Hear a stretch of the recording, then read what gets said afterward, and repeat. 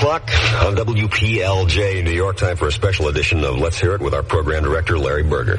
Well, thanks, David. And, I guess for the last 3, 4, 5 years or so, we've been taking our case to the people here, so to speak, on our Let's Hear It program.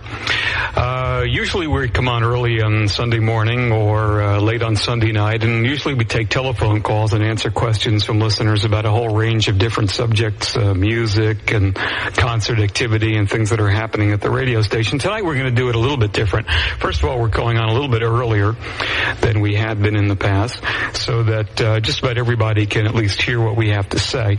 The second thing that we're doing tonight is we're not taking telephone calls. Again, I want to repeat, we're not taking any telephone calls. The reason for that is that we have really quite enough listener comment from the mail that we've received over the last month and more about the change in music on WPLJ. We did make some fairly substantial changes in our music policy on the last day of June, and we did it with a lot of forethought, and we really found that many people liked it and many people didn't like it.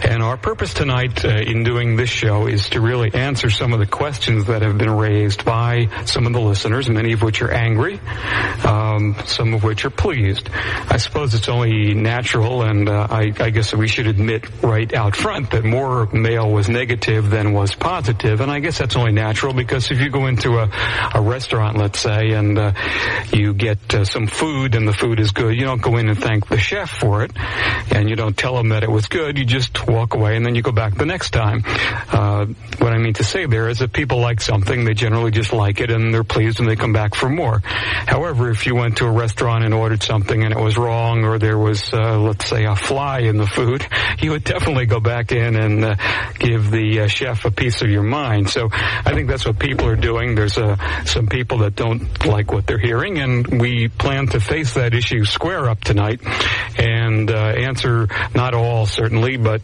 several of the typical letters that were received over the last month. Again, no telephone calls tonight. We're going to be answering mail, and hopefully through answering the mail and making a brief introductory statement here that I've kind of not really scripted out, but I have some notes written down, we will answer some of the questions that have been posed.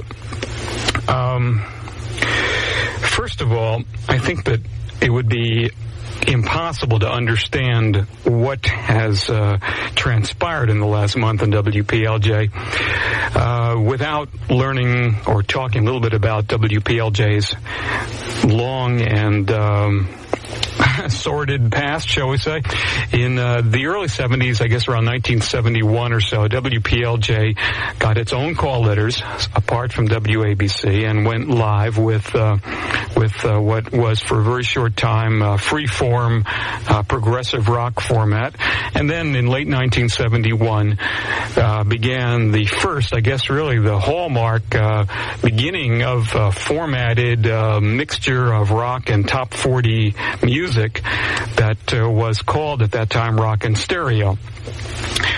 And through the early part of the 1970s, I guess 72, 73, 74, it was more than likely you would hear on WPLJ, which was called Rock and Stereo, artists like, of course, your Led Zeppelin and your Who and your Beatles, but also you would hear Stevie Wonder, Earth, Wind and Fire, John Denver, Anne Murray, Gladys Knight, Casey and the Sunshine Band, and those records I know were played on this radio station back in the early 1970s. In the mid-1970s, some of you may not remember this, but Barry Manilow, the song Mandy, got its first exposure in the New York area on WPLJ and other so-called rock stations. And also Midnight Blue by Melissa Manchester was first heard on WPLJ before it ever moved over to what are now called adult contemporary radio stations. None of them existed at that time. In the late 1970s, something happened, and I guess you could call it Saturday Night Fever was what happened, and that became very, very popular and really created a very strict dividing point between different types of music. And also in the late 70s, we began to see the emergence in New York and in other cities around the country of something called urban radio or disco radio. Originally it was called disco radio. Now it's called urban radio. And also the beginning of something called adult contemporary radio. So what we saw happening was that all the records that we were playing on WPLJ back through the mid to late 70s, such as Stevie Wonder, Earth, Wind and Fire, Gladys Knight, Casey and the Sunshine Band, they became the exclusive province of these so-called urban or disco radio stations, plus a lot of other artists too. And the John Denvers and the Ann Murrays and the Barry Manilow's and the Melissa Manchesters, they became the exclusive province of the adult contemporary radio stations. And we ended up at WPLJ, I guess, in 1979 into 1980, playing, I guess you could define our format at that time. We played only records by white people with long hair who played electric guitars. And that's pretty much what it was for a couple of years in there. There were a couple of other things going on around us. For example, the Rolling Stones had a big hit called Miss You in the summer of 78, I believe, and the following year put out a God forbid, disco record called Emotional Rescue. The Kinks did Superman, and Rod Stewart did Do You Think I'm Sexy. Those are all happening while we were playing all the very heavy kind of a sound. And also during those years, I guess around, must have been 1979 or so, or 1980, a disc jockey in Chicago started a disco destruction campaign. And in Comiskey Park in Chicago, where the Chicago White Sox played, before one of the games, he had a big funeral pyre in the middle of the stadium and burned a whole bunch of disco records. Fortunately, nothing like that ever happened in New York City, and I think that disco was very popular in New York City. But nothing really of the nature of disco destruction, or I guess once in a while you would see a sign in the subways that said disco sucks. That was about as far as it went. Incidentally, I think it should be noted that these were the years during this time we were playing a lot of heavy metal and that disco was real popular. These were the years of WPLJ's lowest ratings in at least recent history. So then we get up to around 1980 and into the early 80s, and something called New Wave began to happen. And all of a sudden there were some artists that played very pop-sounding music. No electric guitars that were screaming at you, and they had short hair, and a lot of the music was synthesized. And we saw artists like The Police and Men at Work and the Human League start to become very popular in the early 1980s. We also see Led Zeppelin breaks up, and The Who do their final tour, and some of their latter albums, The Who and the Zeppelin later albums showed a lot of very melodic, softer music. We saw in the very early 80s a brief resurgence of the Doors, and then we started seeing in our audience research a lot of negative sentiment to the Doors. We also noted that a lot of what I mentioned earlier, urban stations dropped the term disco. That became like something that became a complete negative term in around 1980, 81. And they started to just call themselves urban radio or urban contemporary. And also they started to play more white artists. It was very common over the last couple of years to hear The Police and Men at Work and artists like that on the so-called black radio stations. Also, I guess about a year ago or more, MTV came into being, and that's, of course, a cable television service that plays a lot of very new music, and is really, I guess, on the leading edge of new music today. And a lot of the music that they were playing was very danceable sounding. And we also saw a couple of years ago the emergence of a new format called the dance rock format, and the station on Long Island even adopted that format about a year ago. We saw also in the last couple of years many of the rock clubs where heavy metal bands used to play, particularly out on Long Island. A lot of them changed over to dance rock. And the hip clubs in Manhattan, the late-night clubs in Manhattan, started to switch from playing mostly black artists to playing a mix of black artists and dance rock music. And one of the things that we really saw that was most significant to us as observers, now all of these things are a combination of personal observations of mine and also things that we learned from what we have to do here at a radio station is to keep in touch with the people that we're playing music for. So we also noted about a year and a half, 2 years ago, there began to be a very distinct and obvious splintering in the rock and roll audience. We saw some people holding on to the real classic rock sound that was very popular, 10 or 12 or 13 years ago or more. We saw another faction of the rock audience being interested in the new music that's coming out. We saw another faction of the audience being interested in nothing but heavy metal guitars and Ozzy Osbourne and Black Sabbath and that kind of a sound. And we were observing all this and trying to make the best of what we could do here at WPLJ by playing the music, I guess, that sort of cut across as many of these different little factions of rock listeners that there were. We ended up, I think, through the last couple of years, playing mostly old music, because that seemed to be the kind of music that was most pleasing to all these various factions. In other words, I guess what we really decided to do was not to deal too heavily with the new music that was coming out, and to really focus ourselves in the past to keep a hold of all the people that were in these various factions. But then comes 1983, and then things begin to really change very rapidly at the beginning of this year. The one thing that we saw happen was economic, I should say, where people started to feel much more favorable and much more positive about the future. And so there began to be much more interest in the present time and the future time rather than so much in the past time.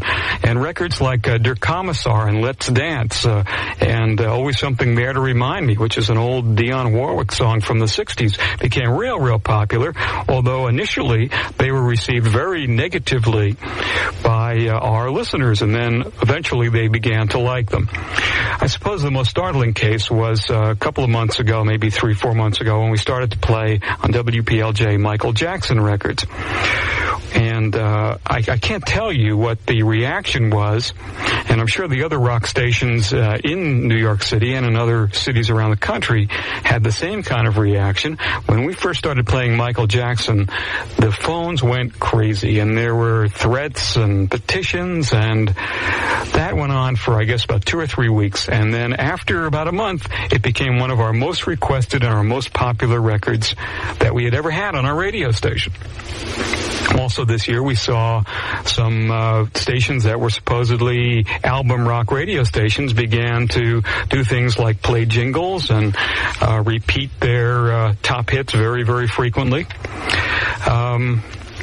So we find ourselves at this point in time, this was a couple of months ago, we find that many of the bands that we were playing have broken up. We find that the average year in music represented on WPLJ was 1971. We actually did an analysis of the music we were playing and found that the average year, if you put a year next to every song that was played, it averaged out to 1971. And that's, I don't have to tell you, 12 years ago. We also find a lot of new, exciting, vibrant, popular music surrounding us. We find ourselves struggling to play it or not to play it. And we felt in the final analysis that as the station that was leading the pack, that was on top of all the rock stations and had been for a long time, we found that we were really responsible for perpetuating this focus on old music. And we felt that we had to take the initiative, since we were in a position of leadership. We had to take the initiative to position ourselves so that we would move the whole orientation of our station and hopefully the orientation of many of our listeners more into the present tense.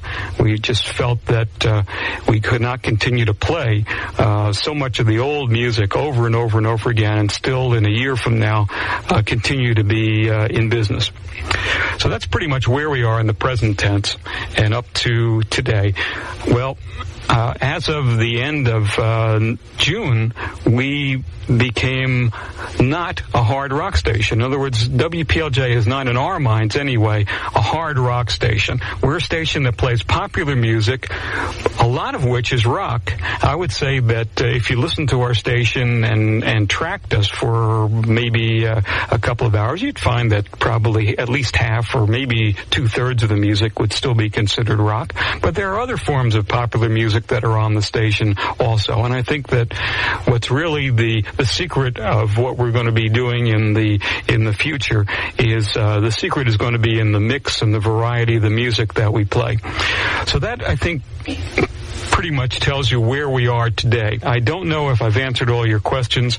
I hope that I've made it clear exactly what it is that we're all about here, to some extent why we did, what the atmosphere and our thinking was, and our observations were of our listeners and the various factions and splintering and et cetera that led up to our decision. I just wanted to close here with one thing. Now, a lot of people have written to us. Many of the letters that were complaining said that we used to be a pure rock and roll station where they've listened to us for many, many years. And I would just like to read to you in closing here, just for the sake of comparison. I happen to have a list of songs here that were the most played songs on WPLJ the beginning of 1978. This is January of 1978. Now, here are the most played songs during that week. The Bee Gees, Staying Alive. The Bee Gees, How Deep Is Your Love. Linda Ronstadt, Blue Bayou. Player, Baby Come Back. We Are the Champions by Queen. Just the Way You Are by Billy Joel. Sentimental Lady by Bob Welch. Short People by Randy Newman. You're in My Heart by Rod Stewart. It's So Easy by Linda Ronstadt. Come Sail Away by Styx. Slip Sliding Away by Paul Simon. And We're All Alone by Rita Coolidge. Those were the most played songs on WPLJ in the first week of 1978. Now, the artists that we're playing the most of right now, these are the songs that you're hearing the most of this week on WPLJ. Bryan Adams, The Eurythmics, Journey, Men at Work, Quarter Flash, Scandal, Asia, David Bowie, Duran Duran, etc. I don't think that we're all that much different. Matter of fact, I think there's a little more maybe rock and roll than used to be on back in 1978. Anyway, we've gone through a lot of different periods of evolution on WPLJ. We hope that, and we're really being sincere when we say this, we hope that you'll listen to it. We hope that you'll like most of what you hear. We at least hope that at the end of this program that ran a lot longer than I really expected, you'll know what to expect of WPLJ. That was really our purpose in doing it, to let you know what to expect from our station and to answer some of the questions. And we hope ultimately that you'll enjoy us and that you'll keep listening to WPLJ. So that's about it. Thanks a lot for your time. I hope it wasn't too boring over the last 35 minutes. And let's turn it back now. Let's get back to some music with Dave Charity.